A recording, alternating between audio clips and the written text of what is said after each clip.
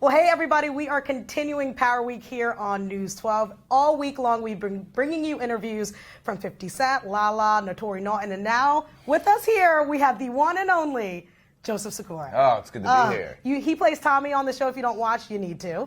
Huge fan. And can we talk about last night? Well, we have to.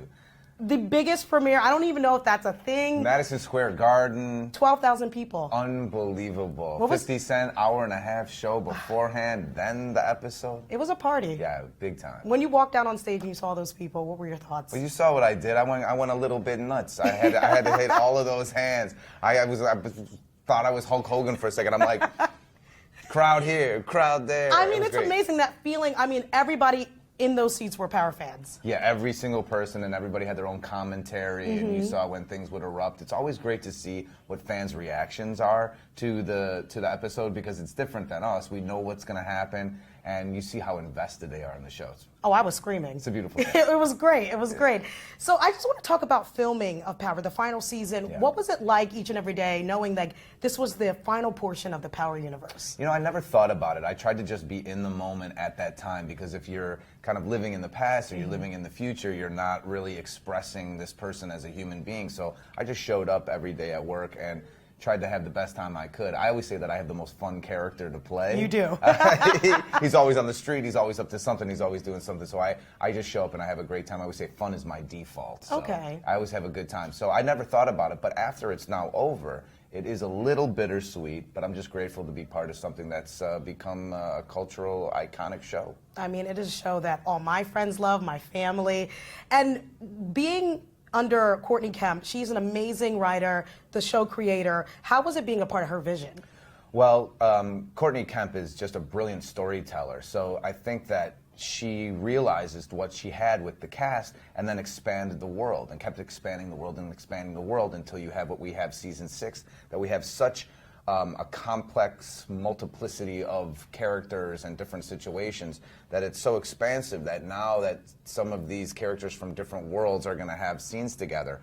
Gary Lennon, the co-showrunner, is also a brilliant writer, and then the two of them are able to process such an incredible world. And also, you know, Jeff Hirsch, who runs Starz, is just is a brilliant visionary guy that has made the season 6 the biggest season it's going to be. I'm like so excited. The first episode was mind-blowing. No one expected, can't say it, no one expected what happened to happen. But even just being a part of your character, we're surprised watching it. Yeah. When you read your scripts, where you're like, whoa, where's Courtney taking me? Yeah, sometimes you just have to trust in the process. And there are times, maybe on the day, there's small things because they trust me as Tommy at this point, I would hope they would, to maybe turn it, maybe angle it a little differently. But the trajectory of the story is very structured out, and Courtney puts it together very precisely, and an incredible group of writers as well. How tough was it stepping into the role of Tommy? Because you are nothing like him. It's not that tough. I'm actually a lot more like Tommy than people would think. I'm just a lot calmer. I've gone to therapy, anger management therapy, so I'm not, you know, I've destigmatized therapy. I think that it's important to talk to somebody if you need to talk to somebody. I think that when you start reaching your 30s and you want to be a professional in some way, you can't be getting into crazy street fights or going out and causing a whole bunch of ruckus if that's what your mind is telling you to do. You need a little bit of help and a little bit of guidance, and I got that, which was actually really helpful for Tommy because I understood where his anger was coming from. So I made his anger different than mine, just kind of this pure rage, and it was actually a tool to get stuff done for Tommy, and it worked. So you're able to take what you learned and put it into the character you're playing in Power. Absolutely. And when you're playing him, kind of, do you see Tommy growing in this 6th season? Do you see him changing, or we're going to see kind of the same Tommy? Well, it's always the same Tommy at the core. Because that's who he is. That's the reality of the situation. But you're going to see the biggest journey from Tommy, because this whole show that Courtney always describes as a tragic love story, but it's a tragic love story between these two brothers, Tommy and Ghost.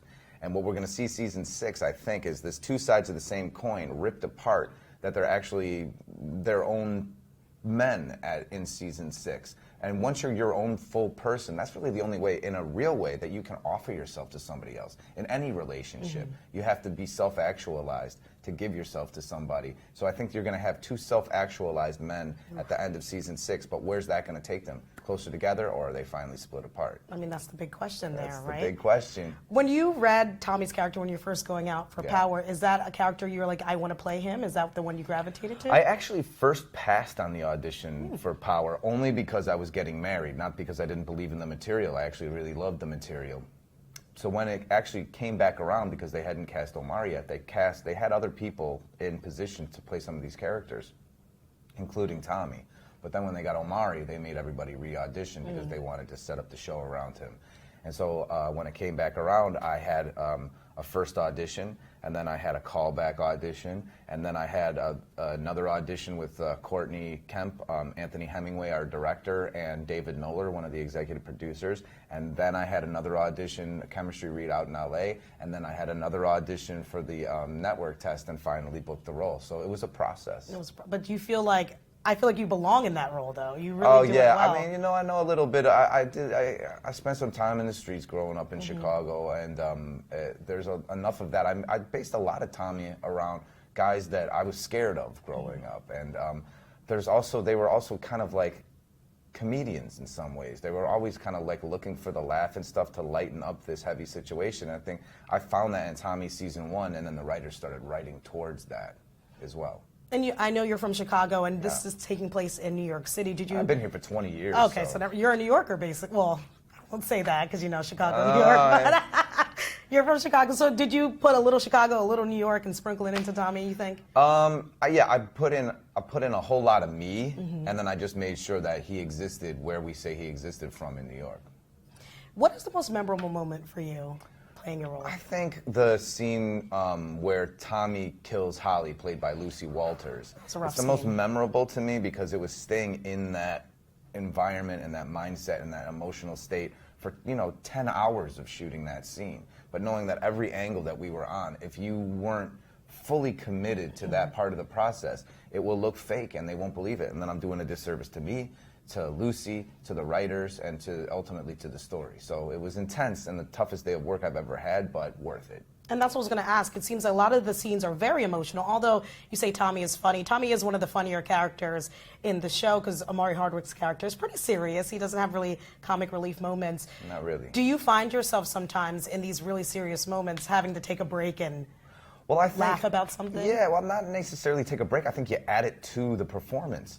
Because in these situations, oftentimes in real life, the craziest situation, there's still humor in it sometimes. People in the most extreme situations or the most tragic situations, people often spin it in real life. So I think that also adds to the realness of the show when you were able to find those moments. No, I agree because that is life. I mean, we try to make fun of whatever's going on no matter how bad. Yeah. I do it all the time. I think I'm the funniest person in the newsroom. I think so too. So I do want to, see, we have people laughing in here. So I do want to ask if you can, we're going to the rapid fire questions, but before when I was speaking with Notori Naughton, she said, people like Power what? Power who? But when the first season aired, what do you think drew people to this series? They, at the base, they thought, oh, it's 50 Cent, it's drugs, it's New York City, but it's so much more than that. It is. I think it's a heightened sense of reality because it's not New York. It's an skewed New York. It's a fantastical New York in a lot of ways. But it represents the, I think, the not only racial but socioeconomic demographic of New York in the most accurate representation that we've seen on television in a long time, or maybe ever. And I think that it also, the characters are so well thought out, complex, that they're able to transcend into people's lives. Like I always say that Tommy is somehow the people's champ. Like he's kind of the working class hero of the show, and I think that resonates with a lot of people, and I'm really proud of that because to me that rings true in a real kind of core way for people, and I think that it's a meeting of the minds. I think a lot of artists came together and they made this beautiful gumbo, and it doesn't always happen like that, so I'm really proud that that's happened. I think they came for 50 and they stayed for us. No, it's true. It's true, because 50 Cent was the name that a lot of people knew, and now everybody knows your name. I mean, you've been in other things as well, but I really think people wish the season was going on because of you. I have everyone, I know you said last night at the premiere that your team goes, but Team Tommy, you're right, he's the person that's a little bit more relatable. Like, you're not the one that's throwing the cash out, like, you're the guy who gets stuff done when you need to get it done, and you're doesn't just you. always know how to get it done. Like so life. Like life. Yeah. You see him floundering a lot, but like, I'm gonna, you know, you see him trying and also sinking to the lowest lows. And I think that that's an aspect that even the toughest guys and women that watch this show can relate to when you're alone or you're with that one person that you trust and you just break down. Because everybody cries. Everybody Tommy's loses tough, it. but he's emotional. Yeah. Yeah. We all are. Yeah, definitely. Thank you. So I have some rapid fire questions for you. Let's hit it. All right. So here we go. Who is the craziest person on set? Curtis 50 Cent Jackson. That is the answer everyone says. I could imagine. All right, what's the best part? You already answered this kind of about playing Tommy. The most fun part for you. Well, also that I feel like I learn about my own life with Tommy. It's important to be yourself. It's important not to, no matter what the relationship is, to build on yourself so you can give that to somebody else. And I think that Tommy is just he's so all in, he's so loving, he's so loyal that he has so much to give that he gives it away, so he kind of lessens his stock. So I think it's important to learn your self-value. That's something I've learned from playing Tommy. Love it. And if you could put Tommy in another show, what would you put him in? I would definitely put him in Orange is the New Black. God, you would be so good in that show. And I think that I would somehow fit Tommy into being, like, you'd have Tommy, like, undercover as one of the COs. And, I feel like that needs. Oh, the show's ending. I was saying, I feel like we need like at least a little skit of that. Little Netflix stars crossover. A little bonus. That would All be right. awesome. All right, I asked this. Do you ever feel like Tommy in real life, just like the street part? You answered that. You said yeah. I mean, a little bit. It's just like people say that, you know, oh, you're such a sweet guy, and I am a nice guy, and until I'm not. But Tommy's got a much Shorter fuse. Shorter fuse, exactly. Same. What is your favorite? Who is your favorite person to do a scene with? I would have to say I think it's Joe Perino, who plays Vincent Ragney on the show, the mob boss. I mean, my ultimate favorite is, of course, Omari Hardwick. I mean, the show is based on that. That's the foundation. That's the brotherhood, and Omari's just a wonderful actor to work with. Joe Perino, I'm saying, is because Joe is he's kind of this spiritual, kind of vibrant, like low vibrating kind of guy. But then when he's Vincent, he's so He's intense. scary. But it's so different because he's so smart that he doesn't try to collide with Tommy. He kind of just gets out of the way of this truck. So it's always fun to see what he's going to do because he never does the same thing twice. I always laugh because he reminds me of like if somebody were married and they're like, it's okay, but really it's not okay. It's not okay. It's not It's okay. not okay. And he is up to something. He is up to something. He's so fun to watch on screen too because I'm like, what does he think? He's thinking something. Exactly. So I'm watching, but I don't know what it is. I'm always nervous. I'm like, oh, what's gonna happen? He's too calm. Yeah, He's too calm. yeah, exactly. But it's a great compliment No, to I the like Tommy it. character. I too. like it a lot. He's kind of like he plays like the cooler head, but you know he will do some crazy stuff. Absolutely, we got to get him on this show. Oh my goodness. We're making this a show now. So who can you not keep a straight face with on scene? On set? On set, let me think who that is. Sometimes Jason, Mike Dopa, who plays Jason Michich, because he's so Tommy, and he's like this, and then literally when it's my coverage, every now and again, and I don't have a lot of people that would have the guts to do that to me. I feel like, but he'll be like. I could never keep a straight face. And with I'm other just people. like, and I'm trying to be like, what are you talking about, Jason? Like, I'm trying to get him. He's like, because the camera's not on him. I'm like, you son. I love that. Yeah. You guys are a family, though. That's what everyone Yeah, is saying. It's true. It's true. It feels that way. And lastly, this is a bonus thing here. What do you want to say to the Power fans out there? You guys are the best fans in the world. Thank you so much for sticking with us. Thank you for making this show a grassroots show. The second highest viewed show on all of cable television, 178 plus countries, maybe even more at this point. You are the best fans in America. You're the best fans in the world. Thank you. I'm grateful.